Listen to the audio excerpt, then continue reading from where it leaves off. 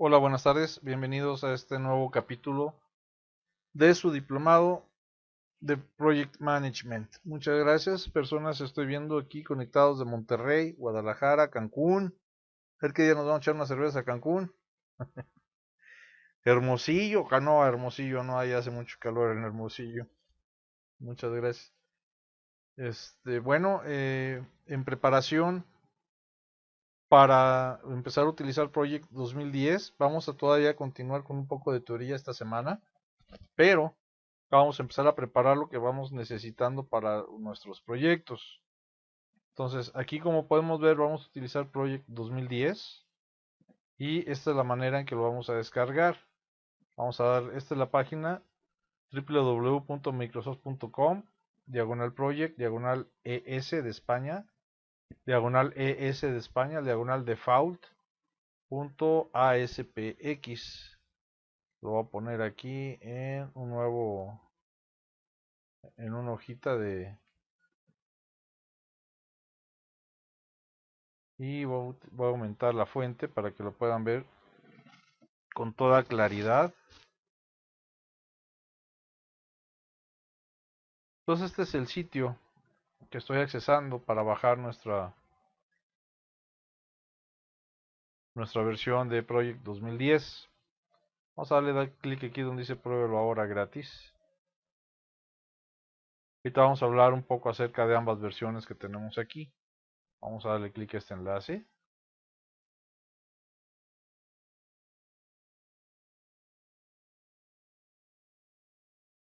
Vamos a darle clic aquí donde dice prueba y compra. Luego le vamos a dar clic donde dice prueba Project Professional. Este mero. Aquí lo vamos a descargar. Dependiendo de los requerimientos de su sistema. El primer paso es ver los requerimientos del sistema, luego registrarse para una evaluación, imprimir la clave del producto para una futura referencia, descargar e instalar el software por 2 meses, recibir 3 emails con los recursos que nos van a guiar, visitar los blogs. Entonces damos clic en iniciar. Vamos a ir paso por paso durante la clase. Aquí vamos a firmar con nuestra cuenta. Inicio de sesión. Todos sus datos correctamente llenados. Eso lo va a obtener el sistema de una vez si tienen su cuenta con Hotmail, lo va a traer automático. Si no, pues hay que llenarlo. Actualizamos. Hay que guardar aquí esta clave de producto, que es su licencia, por decirlo así. Ahí está. Si lo quieren imprimir. Y aquí lo vamos a descargar. Depende de su computadora. Si es de 32 bits o de 64 bits, su sistema operativo. Yo tengo el de 64 bits. Y aquí lo voy a bajar. Para saber qué tipo de sistema operativo tiene su compu, bueno, en Windows XP, en Windows 7, vamos a ir a inicio, panel de control, en sistema y seguridad, sistema, y aquí me dice que el tipo de sistema el mío es de 64 bits, por eso bajé esa versión. Entonces aquí, si lo quieren bajar en inglés o en español, es lo mismo, continuar, aquí nos lleva hasta otra página. Evaluación de Project Professional Microsoft. Aquí le damos en descargar. Aquí nos va a bajar un instalador. Bueno, esto mide el ejecutable 271 megabytes. Lo voy a guardar en mi escritorio o en la carpeta de descargas, donde ustedes quieran, para poderlo ejecutar cuando se termine de bajar. Bueno, vamos a dejarlo ahí descargando. Vamos a entrar al material del día de hoy y después regresamos aquí.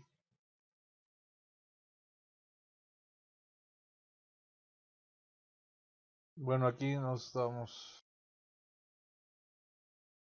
Ahora déjenme comentarles que este software es uno de los que se usan mayormente en la administración de proyectos. Más bien son las aplicaciones de administración de proyectos. les voy a mostrar cómo obtener el máximo beneficio de este programa. Les voy a explicar cómo hacer diferentes tipos de tareas, tareas de trabajo, resúmenes, listas recurrentes y varias cosas más. También vamos a explorar los diferentes tipos de recursos que vamos a utilizar en los proyectos. Les voy a demostrar cómo encadenar tareas y asignar recursos a de esas tareas para construir una programación realista del proyecto. También vamos a pasar a través de diferentes proyectos, de diferentes vistas de proyectos, como diferentes enfoques que le podemos aplicar a nuestro proyecto desde distintos ángulos para que podamos revisar dónde se inician las cosas, cuánto cuestan las cosas que necesitamos hacer, dónde el proyecto podría estar metiéndose en problemas. Vamos a examinar otras características de este programa que nos van a ayudar a evaluar nuestra programación y los trabajos, los recursos para las cargas de trabajo que vamos a tener para asegurar que vamos a estar trayendo hacia nuestro proyecto una buena programación en tiempo y dentro del presupuesto. Vamos a dominando estas herramientas disponibles en Project 2010, vamos a poder administrar nuestros proyectos de manera más exitosa y ayudar a nuestra compañía para que alcance sus objetivos en el negocio, en el ramo en el que se encuentren. Entonces, no hay que perder tiempo y hay que iniciar con esta capacitación de Project 2010.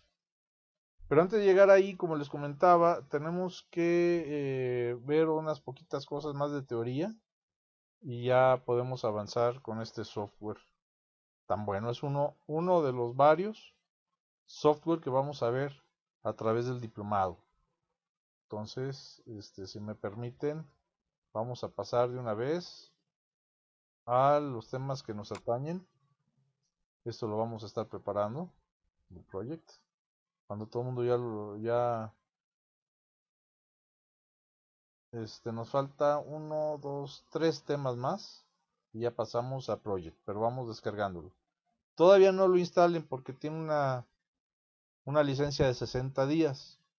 Entonces vamos a aprovechar al máximo esta licencia original y luego como tema educativo les voy a enseñar cómo extender esa licencia. ¿Okay? Entonces ahorita vamos a construir una programación del proyecto. Cuando estamos haciendo una estimación de tiempo y costos de manera precisa, es muy importante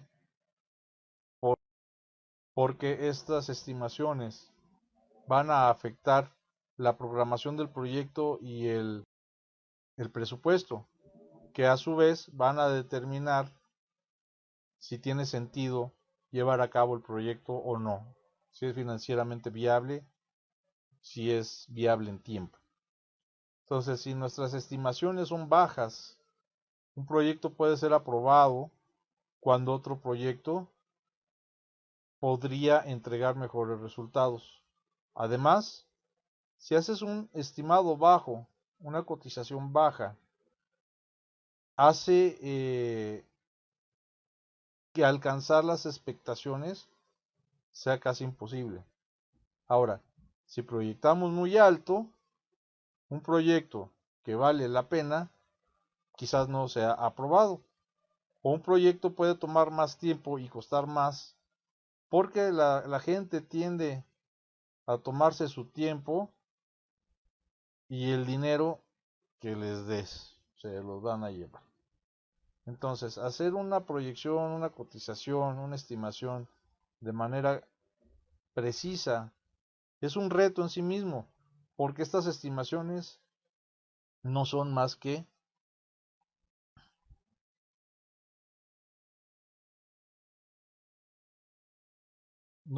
conjeturas educadas. Hay dos cosas que se estiman que se cotizan en los proyectos: el tiempo y el costo. Para el tiempo, necesitamos estimar horas de trabajo, porque los costos de la mano de obra están basadas en la cantidad del tiempo que la gente va a trabajar. Además, otros recursos basados en tiempo van a afectar nuestro costo, tal como qué tanto tiempo necesitas rentar equipo o rentar espacio de oficinas.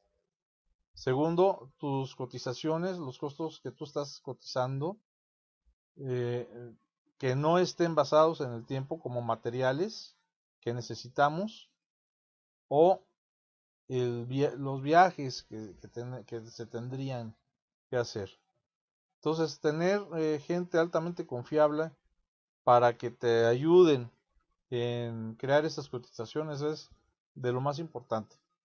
Típicamente vamos a trabajar con un equipo de planeación hecho de gente con conocimiento acerca del proyecto que vas a llevar a cabo.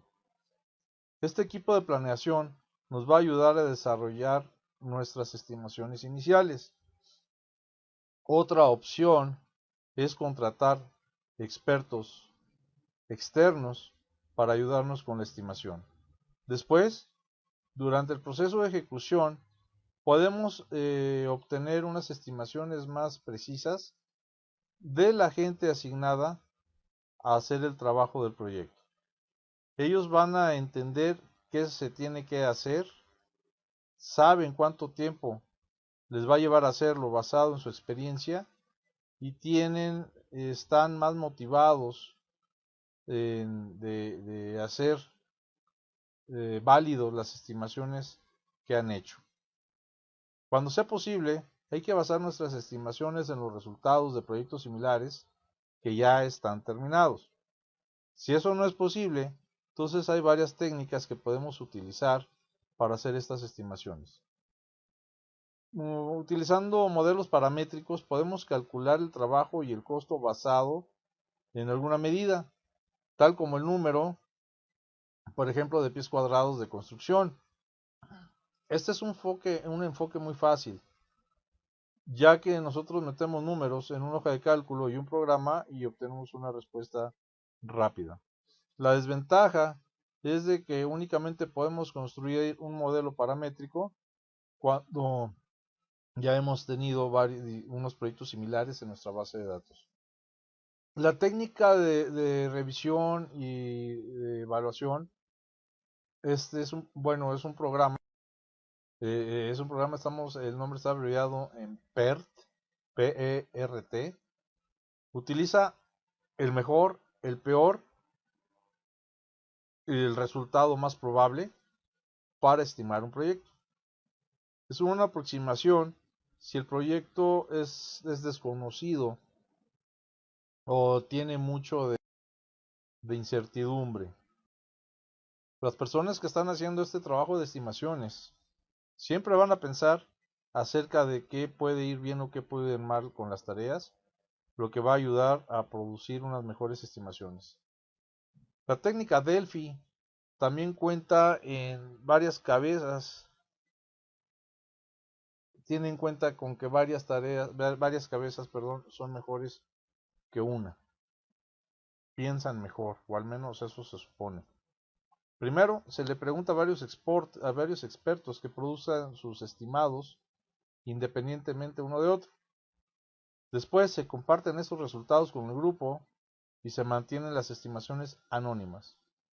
Las mantenemos anónimas porque no queremos que nadie se vea influenciado por la reputación o la autoridad de un coexperto.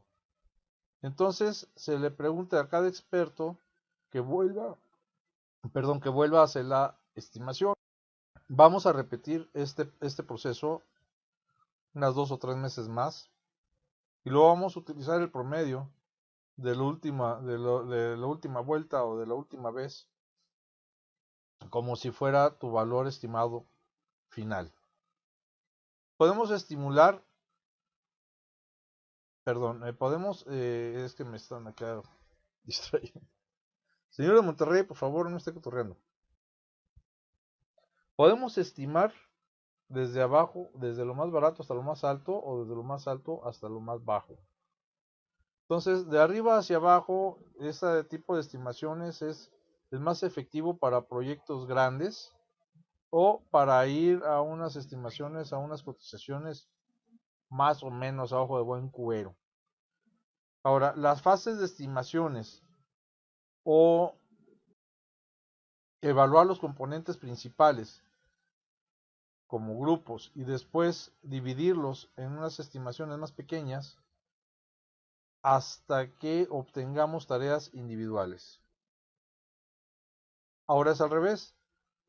Si estamos haciendo estimaciones de abajo hacia arriba, significa que vamos a estimar cada tarea y después las vamos a ir sumando hasta que tengamos una cotización del proyecto completo. Para complejos grandes o complejos, vamos a agregar el tiempo de la complejidad, comunicación, interacciones, viajes, administración, etc. No hay una buena regla de oro para qué tanto le vas a ir agregando. Entonces vamos a estar basando nuestros incrementos en la experiencia previa. En la otra mano, hay que estar cuidando a la gente que está agregando tiempo a sus estimaciones como un margen de seguridad. La mejor manera de prevenir estos problemas es apartar tiempo y dinero que todo mundo pueda compartir. Estos fondos de contingencia pueden ser utilizados si alguna tarea necesita más gente para ser terminada a tiempo, por ejemplo. También podemos utilizar tiempo de contingencia. De hecho, una administración del proyecto, una cadena de administración crítica, incluye unas mejoras en el tiempo para ayudar a entregar los proyectos en menos tiempo de lo que de otra manera podríamos hacer, y me explico más adelante. Vamos a considerar el proyecto en el que estamos trabajando y vamos a decidir cuál método de estimación tiene mejor sentido. Después vamos a identificar a las personas que nos pueden ayudar con estas estimaciones. Finalmente, vamos a solicitar a la administración que nos reserve tiempo y dinero de contingencia para que seamos proactivos a la manera al tiempo de resolver los problemas cuando estos se vengan presentando. Ahora, hay que crear dependencias entre las tareas y esta es una parte fundamental de construir una programación o un horario y es obtener tareas en el orden correcto. Cuando una tarea puede iniciar o terminar y es con frecuencia controlada por el inicio y la finalización de otras tareas. Por ejemplo, hemos creado documentos de ventas antes de que los podamos imprimir. Entonces, si estamos encarando las tareas, enlazándolas unas con otras, convertimos nuestra lista de tareas en una secuencia que define cuándo es que el trabajo del proyecto va a ocurrir. Una dependencia de tareas es cuando una tarea controla la sincronización de otra tarea. Ya que cada tarea, tiene un inicio y un final, hay 4 tipos de dependencias de tareas. Del principio, estas dependencias de principio al fin son las más comunes. La finalización de una tarea controla cuándo la otra tarea debe de iniciar. Por ejemplo, tenemos que terminar de hacer la reservación del vuelo antes de que alguien se pueda subir al avión. Con una dependencia de inicio a inicio, el inicio de una tarea va a disparar el inicio de otra tarea. Entonces, cuando nuestra feria del comercio inicie, nuestro equipo de ventas va a iniciar sus presentaciones en nuestro local que tenemos rentado ahí. Una dependencia de terminación a terminación significa que la terminación de una tarea controla la finalización de la otra. Entonces, cuando nuestro equipo de ventas termine trabajando en sus presentaciones, el departamento de gráficas va a terminar su trabajo en los materiales. Estas dependencias de principio a fin no van a ocurrir de manera muy frecuente. El inicio de una tarea va a disparar la finalización de otra tarea. Entonces, en este caso, la tarea que está a cargo ocurre después de la que controla. Por ejemplo, el inicio de la división de nuestra feria va a determinar cuándo terminen las presentaciones, no importa qué tan interesados estén los clientes. Entonces podemos determinar qué tipo de dependencia usar haciendo unas cuantas preguntas. ¿Qué tarea controla a otra tarea? Esto nos va a decir cuál es la tarea en la primera tarea, perdón, en la dependencia. Esta tarea inicia o termina en la fecha que la tarea que tenga el control activa la segunda tarea. Esto va a identificar si la dependencia inicia con el principio o con el final.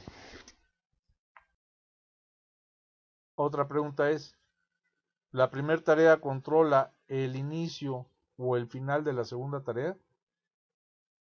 Esto identifica si la segunda mitad de la dependencia es un inicio o un final. Las dependencias de tarea ponen tareas en secuencia para que podamos construir la programación del proyecto.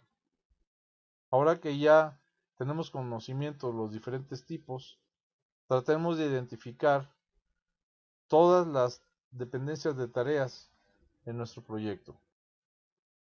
Para entender el trabajo, la duración y las unidades, y entendiendo la relación entre estos trabajos, la duración de los mismos, las unidades, podemos asignar a las personas a que trabajen en tareas para obtener esta programación de la manera en que nosotros la queremos. El trabajo, también llamado esfuerzo, es el número de horas o días que alguien trabaja en alguna tarea. La duración, perdón, es cuánto dura. Es la duración en tiempo entre cuando una tarea inicia y cuando esta misma termina. Así que digamos que tenemos una estimación que va a tomar 10 horas de trabajo imprimir y ensamblar los paquetes de ventas y ser entregados en el evento. Si nosotros dedicamos 2 horas al día, entonces la duración es de 5 días. Si dedicamos 5 horas al día, la duración es de 2 días. El trabajo es el mismo, pero la duración varía. El término del porcentaje del tiempo que una persona gasta en una tarea, a eso le vamos a llamar unidades. En el proyecto del mundo, las unidades están basadas en un día de trabajo típico, 8 horas en la mayoría de los casos. Entonces, cuando alguien trabaja a tiempo completo, 8 horas al día, las unidades son un 100%. Ahora veamos qué sucede si trabajamos únicamente 2 horas al día. 2 horas al día de posibles 8 es un 25% de cada día de trabajo. Es como tomar un día y dividirlo en 4 piezas. Entonces, para nuestra tarea de un día de trabajo, se va a tomar 4 piezas de la tarea hacer un día completo de trabajo. Porque trabajamos 25% cada día, ahora tenemos una tarea de 4 días de duración. Entonces nuestra duración es 4 días. Si asignamos más de una persona a esta tarea, y podemos cambiar las unidades. Pues en este caso, la duración de la tarea va a decrementar. Por ejemplo, Iniciamos con la misma tarea de un día. Si asignamos 2 personas a la tarea, entonces ellos pueden trabajar al mismo tiempo. Es como tomar la tarea un día y dividirla entre 2 tareas de mediodía. Asignando 2 personas a la tarea, la duración se va a reducir en mediodía.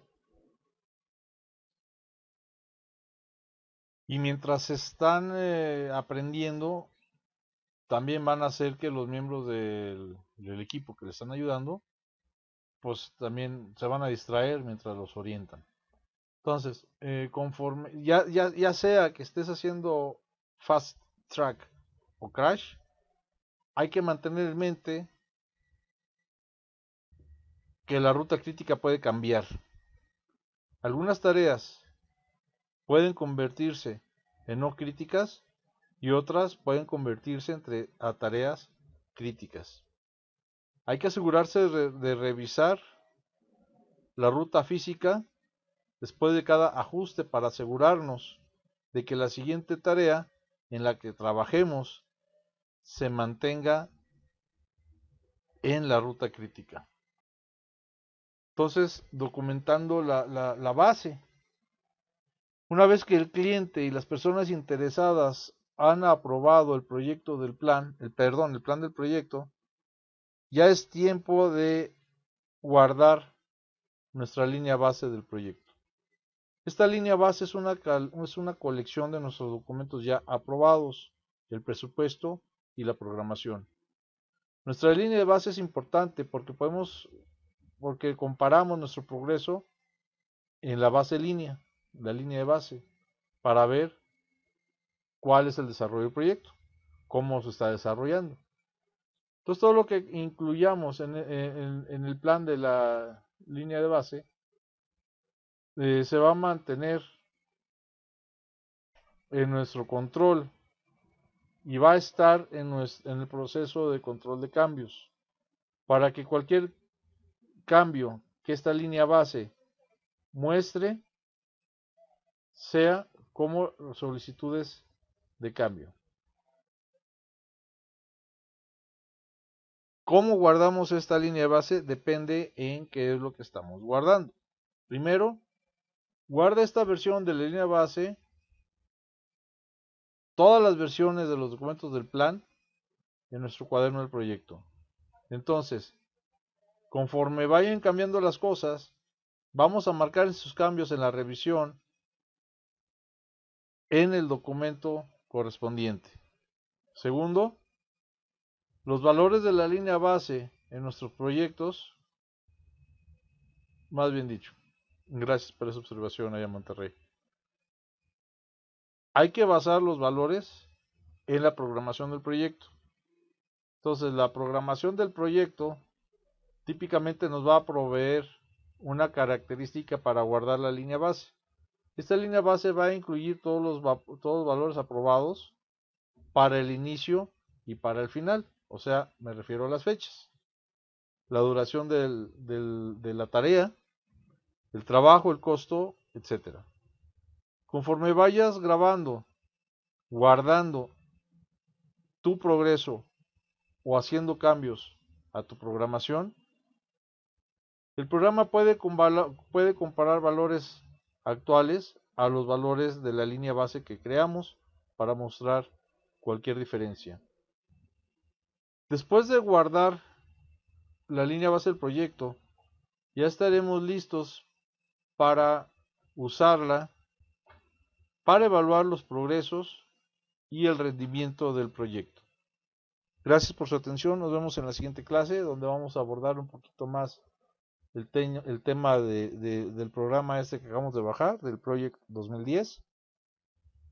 Y vamos a entrar un poquito más en la teoría. Ya vamos en la parte de la ejecución del proyecto. Vamos a describir todo lo que envuelve la parte de ejecución. Bueno, pues muchas gracias por atender y nos vemos en nuestra próxima clase.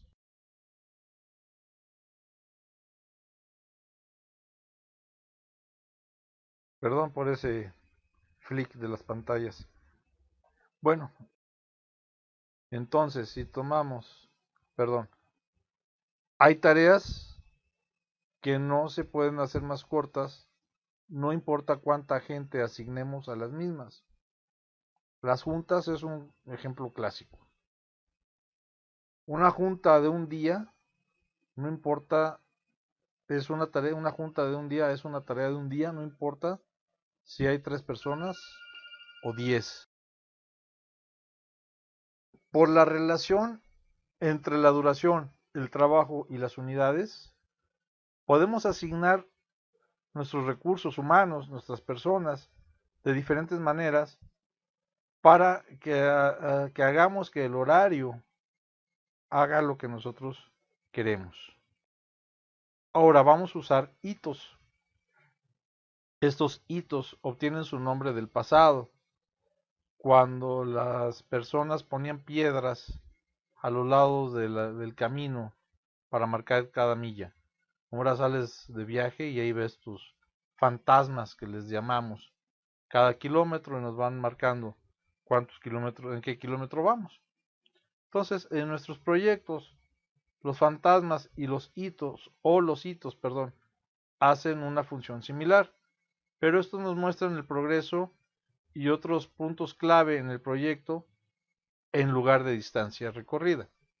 Primero, estos hitos son grandiosos, son padrísimos, ya que las primeras y últimas tareas en la programación de nuestro proyecto van a resaltar así como los fantasmas de la carretera. Cuando estamos iniciando un proyecto con un hito o con un fantasma, podemos fácilmente reprogramar la fecha de inicio del proyecto únicamente moviendo a este fantasma a una fecha posterior. La última tarea en la programación de un proyecto es casi siempre un hito, un fantasma. Entonces, echándole un vistazo al hito final, podemos decir o no si el proyecto está a tiempo, está tarde o está adelantado en su programación. En segundo, estos hitos son grandiosos para resaltar el progreso que hemos hecho entre las fechas, entre el inicio y la terminación del proyecto. Cuando todo el trabajo que lleva a ese fantasma, ese hito, ha sido terminado, tenemos la satisfacción de marcar ese hito fantasma como terminado. Tercero, si estamos esperando a que alguien entregue algo, hay que agregar un fantasma, un hito, para marcar esa entrega. Cuarto, hay que utilizar hitos o fantasmas para marcar decisiones que determinen qué sucede a continuación en un proyecto. O utiliza los hitos como una aproximación que determine qué trabajo después de su aprobación puede empezar. Hay que recuerden que los hitos no tienen ninguna duración. Entonces podemos agregar tantos como queramos al proyecto sin afectar la cantidad del trabajo o la duración del proyecto. Ahora, siempre hay que crear una programación realista. Y es muy importante hacer que la programación o el horario de nuestro proyecto sea realista para que el rendimiento actual del proyecto sea tan cercano posible a lo que hemos planeado.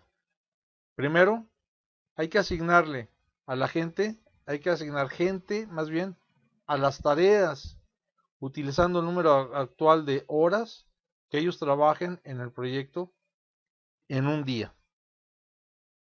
La gente, nuestros recursos no trabajan el 100% de su tiempo en sus tareas de los proyectos. Otras actividades se van a comer al tiempo, tal como atender juntas de departamento, llenar hojas de tiempo, entrenamiento y descansos. Incluso caminar a través de un campus o subirte al elevador en el edificio te va a utilizar y se va a gastar el tiempo de trabajo. Entonces, hay que hacer el mejor esfuerzo para estimar el número actual de horas que en realidad la gente la dedica a trabajar, a llevar a cabo su función específica. Segundo, hay que asignar los trabajadores de medio tiempo a utilizar esa cantidad de tiempo al máximo posible. Y hay que asignar esos trabajadores de medio tiempo utilizando la cantidad de tiempo que los tenemos a nuestra disposición. Los trabajadores de medio tiempo no trabajan tantas horas en una semana como los trabajadores de tiempo completo. Entonces tenemos que incrementar la duración de sus tareas. Tercero, hay que ajustar el número de horas basados en qué tan rápido están siendo asignados los trabajadores. Por ejemplo, si alguien es un genio haciendo presentaciones en una computadora, no se va a tardar tanto tiempo construir la presentación como alguien que no sepa siquiera escribir, que no pueda utilizar el teclado de manera rápida. Cuarto, no hay que asignar a alguien a trabajar en más de 3 tareas al mismo tiempo. Haciendo estas multitareas va a afectar de manera negativa la productividad. Cambiar entre tareas significa que una persona tiene que cambiar su enfoque, el cual introduce un retardo, una distracción. Si una persona tiene gran demanda y la tenemos que asignar a diferentes tareas, hay que ajustar estas asignaciones para reflejar su decremento de productividad. Conforme asignamos personas para crear tareas, hay que pensar acerca de todos los factores que afectan la productividad de la gente. Entre más cercanamente modeles tus recursos a las asignaciones en la realidad, va a ser más fácil mantener tu proyecto en su programación a tiempo. Tenemos que entender la ruta crítica.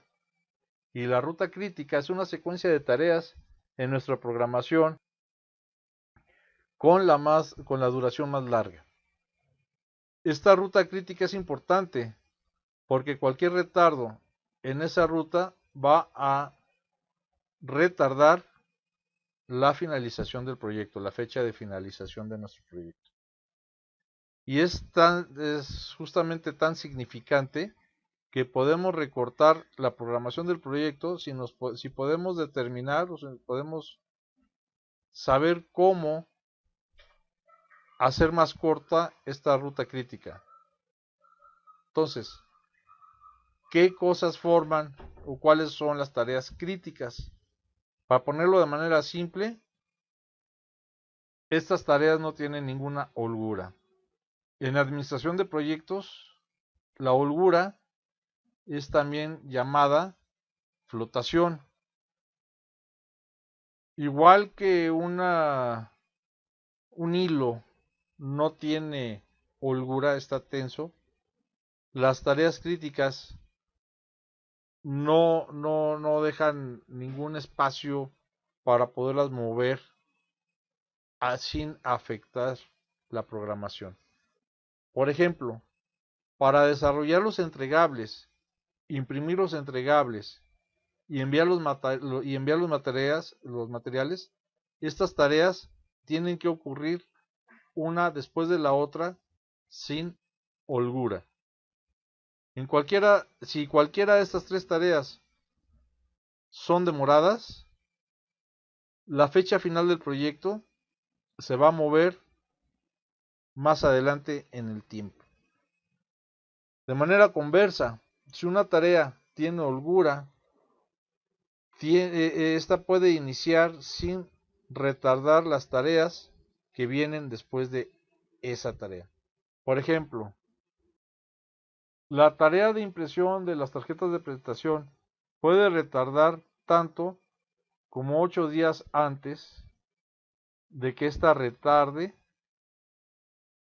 la fecha de terminación del producto. Se puede, puesto de otra manera para el señor de Puebla, esta tarea puede retardarse tanto como 8 días antes de que esa tarea retarde la fecha final. Hazla cuando quieras, pero no te pases. Dale 8 días de margen de tu fecha de definición de proyecto. Ahora veamos cómo podemos identificar si o no una tarea tiene holgura. Una tarea tiene dos conjuntos de fechas de inicio y de final que determinan cuándo puede iniciar esa tarea. El inicio temprano y el final temprano son las dos fechas más tempranas que una tarea puede ser iniciada o terminada basada en sus dependencias con otras tareas. Por ejemplo, para imprimir estas tarjetas de presentación, esta tarea puede iniciar tan pronto como agosto 10 y terminar en agosto 16. La fecha final, la finalización tardía y el inicio tardío son las fechas más tardías posibles que la tarea puede iniciar y terminar sin retrasar las tareas que les siguen. El inicio tardío y el final tardío son agosto 22 y agosto 26. Eso significa que la tarea tiene 8 días hábiles de holgura y no está en la ruta crítica. De otra manera, en la otra mano, si las fechas tempranas y tardías son las mismas, no hay holgura. Por eso es que para imprimir estos entregables, esta tarea de entregar los mismos están en la ruta crítica. Las buenas noticias es que no tenemos que ejecutar estos cálculos. Cuando estamos utilizando programas, software para programación de proyectos, como lo vamos a hacer en lo que acabamos de bajar, estos se van a encargar de determinar cuál es la ruta crítica. Pero tenemos que saber qué era eso. Ahora, tenemos que entender también qué es el método de encadenamiento crítico. La cadena crítica es un poco diferente de la ruta crítica. Utilizando el enfoque de la cadena crítica, podremos ser capaces de entregar nuestro proyecto antes de lo que pudiéramos hacer de otra manera. Además, nuestras técnicas de encadenamiento crítico nos ayudan a prevenir demoras en la fecha de terminación del proyecto. Primero, la aproximación de encadenamiento crítico. Esta programación, estas tareas se van a programar para ocurrir tan tarde como sea posible. Un beneficio de hacer esto es que no gastamos dinero en el proyecto hasta que absolutamente tengamos que hacerlo. Con este tipo de programación vamos a ajustar el horario moviendo las tareas que ocurren más temprano. Segundo, este encadenamiento crítico se va a enfocar en las limitaciones de recurso para identificar las tareas importantes que se van a administrar. Esto es porque las restricciones de los recursos con frecuencia son las más duras de resolver. Iniciamos programando las tareas con la mayoría de los recursos limitados y vamos a utilizar a esas personas, perdón, tan efectivamente como sea posible. Tercero, la cadena crítica utiliza buffers o mejoradores para darle al proyecto un lugar para respirar. Entonces es mucho menos probable el retraso y que nos retrase de nuestra fecha de determinación. Entonces, la aproximación de la cadena crítica es como si lo estuviéramos agregando tiempo compartido al proyecto. Cada tarea no tiene su propio mejorador. En su lugar, secuencias de tareas comparten un mejorador. De esta manera, las tareas que de hecho necesitan tiempo extra utilizan el mismo mejorador. Entonces vamos a aplicar unos cuantos tipos diferentes de mejoradores. Primero, agregamos mejoradores al final de cada secuencia de tareas. Segundo, agregamos un mejorador del proyecto al final del proyecto para proteger la fecha final del proyecto. Entonces, la aproximación de cadena crítica ayuda a entregar proyectos a tiempo o antes de lo esperado. Si ustedes están interesados en este método, yo les recomiendo que investiguen a fondo cómo aprender a poner estas técnicas en práctica y eso lo vamos a hacer en una clase posterior. Ahorita vamos a aprender cómo podemos recortar una programación. Las partes interesadas con mucha frecuencia nos van a pedir que entreguemos los proyectos antes que la primera fecha que hemos calculado. En esta clase voy a describir dos técnicas para recortar nuestra programación: fast tracking y crashing, o sea, chocar y la pista rápida. Con fast tracking, con la pista rápida, vamos a encimar las tareas que deberían ocurrir una encima de la otra, una después de otra. Esta pista rápida es muy simple de hacer porque vamos a encimar dos tareas con dependencias de inicio a final. Por ejemplo, si nosotros queremos que nuestros departamentos de venta terminen más rápidamente, podemos programar que los diseñadores de gráficas inicien diseñando las gráficas antes que el equipo de ventas terminen de escribir el contenido de sus ventas. Las mejores tareas para utilizar en este fast track son las tareas que están en la ruta crítica. Y esto es porque podemos recortar la programación del horario cuando estamos recortando la ruta crítica. Además de la ruta rápida, de la pista rápida, las tareas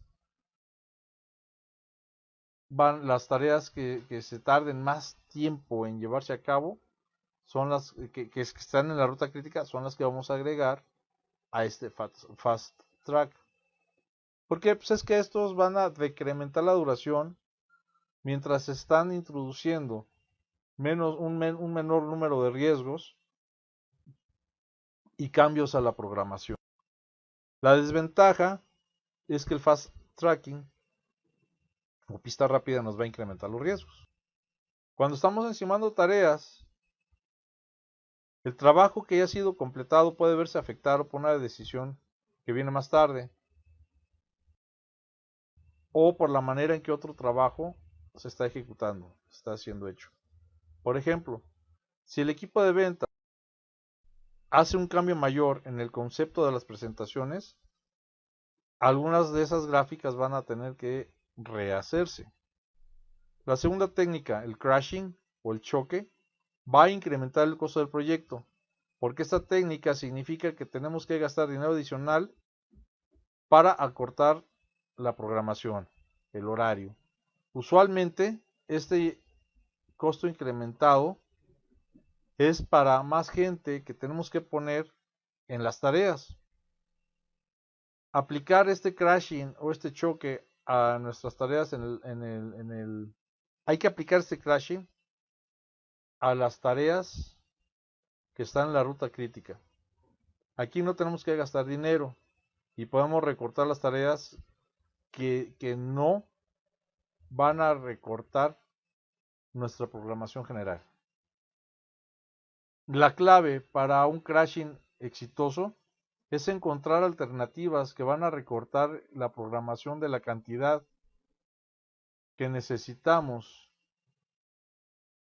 por la menor cantidad de dinero. Primero iniciamos con las tareas menos caras que podamos chocar. Después chocamos tareas con los precios más altos, únicamente hasta que hayamos recortado la programación por la cantidad necesaria, la cantidad de tiempo necesario.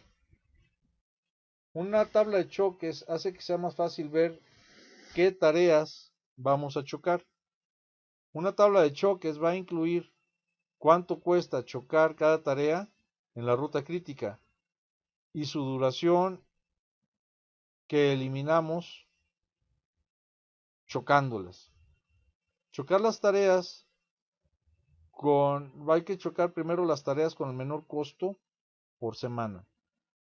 Si estas tareas tienen el mismo choque, el mismo costo de choque por semana, entonces vamos a chocar las tareas más largas primero. De esa manera, chocamos el menor número de tareas. Entonces podemos chocar únicamente X número, ¿no? Podemos llevar esos choques tan lejos solo un poco. En algún punto, agregar más personas no va a recortar la duración, porque las personas empiezan a interferir unos con otros, empiezan a estorbar en lugar de ayudarse. Las personas nuevas con frecuencia son menos productivas que miembros del equipo que ya existen, hasta que agarran el ritmo y después se frenan